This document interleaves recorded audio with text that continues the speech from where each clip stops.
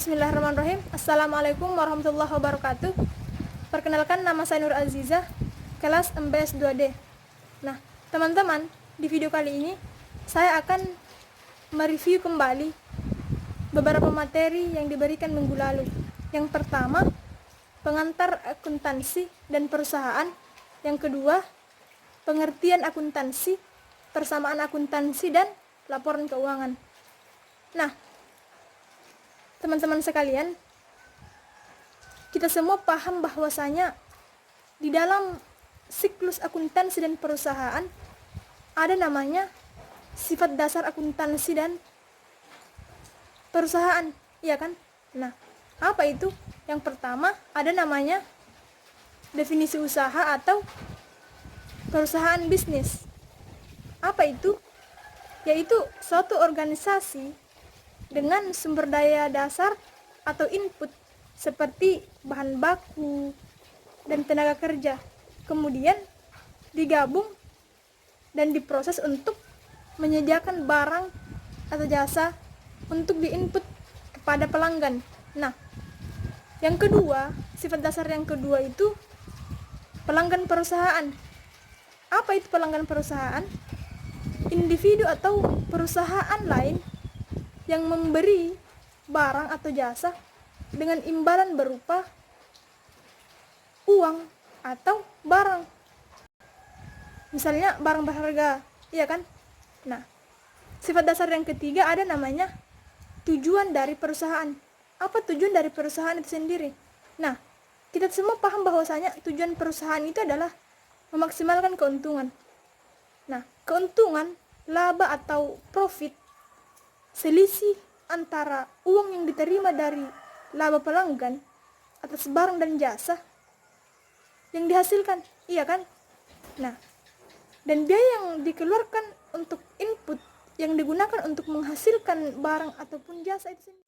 Adapun jenis-jenis usaha, yang pertama, usaha jasa atau service business adalah jenis usaha untuk menyediakan jasa kepada pelanggan.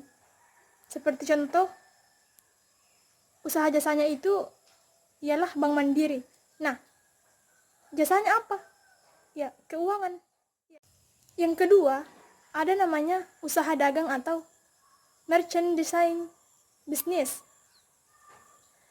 Atau artinya menjual produk yang diperoleh dari pihak lain ke pelanggan. Contohnya, toko Gunung Agung. Itu usaha dagangnya, sedangkan produknya apa? Yaitu ada buku dan alat tulis dan lain-lain. Nah, yang ketiga, usaha manufaktur. Apa itu usaha manufaktur? Usaha manufaktur yang mengubah input dasar menjadi produk yang dijual kepada pelanggan individu, ya kan? Nah, adapun jenis-jenis entitas usaha, yang pertama, perusahaan perseroan atau perseorangan, yang kedua, persekutuan atau partnership, dan yang ketiga, peranan etika dan dalam bisnis, yang keempat, perseroan, dan yang kelima, koperasi. Nah, prinsip moral yang mengarahkan individu dalam bertindak disebut etika atau ethics, iya kan? Nah, faktor-faktor yang mempengaruhi pelanggaran etika yaitu karakter individu itu sendiri, budaya perusahaan, dan hukum dalam penegakannya, iya kan? Nah, proses akuntansi. Di dalam proses akuntansi ada namanya mengidentifikasi pemangku kepentingan. Ada juga menilai kebutuhan pemangku kepentingan, mencatat data ekonomi mengenai aktivitas dan peristiwa perusahaan. Nah, teman-teman, materi yang kedua itu pengertian akuntansi, persamaan akuntansi, dan laporan keuangan. Kita semua paham minggu yang lalu bahwa profesi akuntansi itu ada beberapa. Yang pertama, akuntansi keuangan dan akuntansi manajerial atau financial accounting dan managerial accounting, iya kan? Nah, kalau kita berbicara tentang akuntansi keuangan, ia sangat terikat dengan pencatatan dan pelaporan data serta aktivitas ekonomi dalam suatu perusahaan itu sendiri.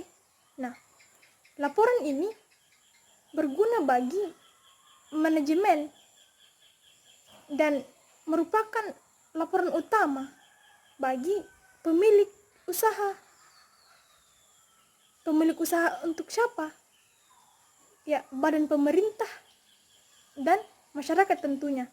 Nah, sedangkan akuntansi manajerial atau managerial accounting itu lebih spesifik kepada apa? Dia menggunakan akuntansi keuangan maupun data estimasi. Untuk apa? Untuk membantu manajemen dalam menjalankan aktivitas operasional harian dan merencanakan aktivitas operasional di masa depan tentunya. Nah, laporan keuangan atau financial statement ini, laporan keuangan ini diutamakan bagi perusahaan perseorangan. Nah, laporan keuangan utama bagi perusahaan perseorangan itu adalah laporan laba rugi, laporan ekuitas pemilik, neraca, laporan arus kas. Nah, persamaan akuntansi dengan keuangan merupakan cara akuntansi menendang atau memandang, maksud saya, perusahaan. Akuntansi memandang perusahaan sebagai kesatuan usaha atau entitas yang memiliki dua kesatuan usaha atau yang memiliki dua aspek, yaitu yang pertama sumber daya yang dimiliki atau yang dikendalikan atau yang biasa disebut dengan aset, dan sumber pendanaan untuk memperoleh kendali atas sumber. Mungkin itu saja pemaparan materi dari saya, sedikit pengantar dari saya tentang akuntansi itu sendiri. Saya akhiri dengan ucapan wassalamualaikum warahmatullahi wabarakatuh.